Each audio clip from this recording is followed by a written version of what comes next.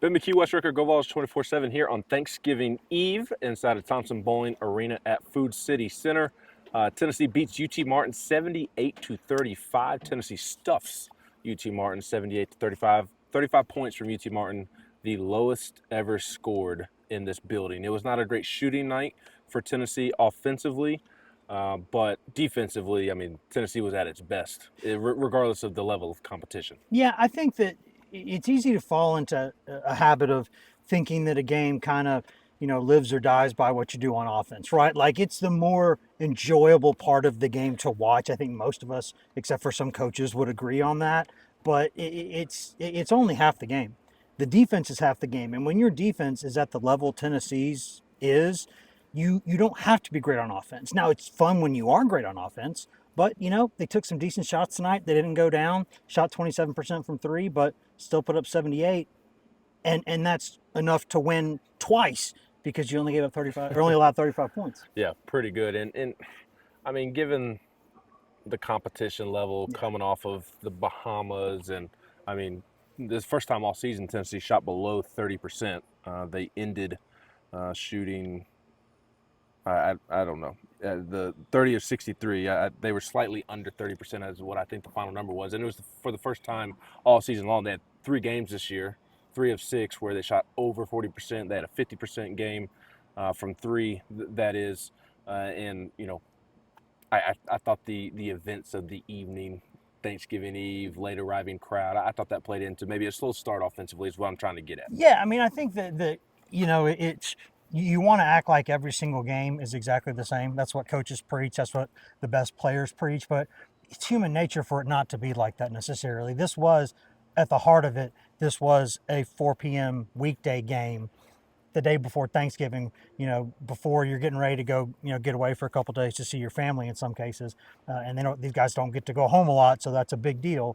And you're playing a team that's not great. You're playing a team that you're pretty much going to steamroll. That's going to have an impact. I mean, these guys aren't robots. They're humans with human emotions and thoughts and feelings. And they weren't just at their absolute best today, but neither was the crowd. Neither were us. I mean, look at what we're doing now. Nobody's at their best. It's all right. Yeah, me stumbling over what I'm trying to, the point that I'm trying to get across, which was that Tennessee shot 27% from Mm-hmm. three, 10 of 37. That was the lowest mark of the year. Uh, the rebounding continues to be really strong for this team. They out rebound Martin 49-24. The offensive rebounds continue to be very high, 20. Igor Milicic was a rebound away from a double-double. Felix Akpar did have a double-double, so maybe some concerns about the post depth after the JP Mm-hmm. Estrella injury. But if Igor Milicic and Cade Phillips and Felix Akpar rebound like they did tonight, with some help from the guards as well, then they'll be able to get by. Yeah, I think that and Milicic really. I mean, I think it was points that kept him away from a double double. I think he had 13 boards in this game. So I mean, Yes. he's going to be. I still think there are times where I wish he would shoot more, but that's just a small side note that has nothing to do with what we're talking about now. I just think there are teams that have less size than Tennessee has available right now that are good rebounding teams. You can go do that, and it helps in some situations. Like think about the return of Darlin Stone Dubar. That's a 6'8" guy playing at guard that has even a little bit more size than Josiah Jordan James does, and he can go in there and play some four if he needs to. He can go in there and get some rebounds. He can do some stuff. He's getting better, work in progress. But Cam Carr is going to come back at some point. That's a lot of length. I just think they're okay there. Like, would you rather have Estrella? Yeah, you'd rather have Estrella. It's a 7-footer who can do some stuff, but it's not how it goes right now with what they've got. I still think it's enough. Yeah, absolutely. And Rick Barnes continues to say that it is enough once they get Cameron Carr back.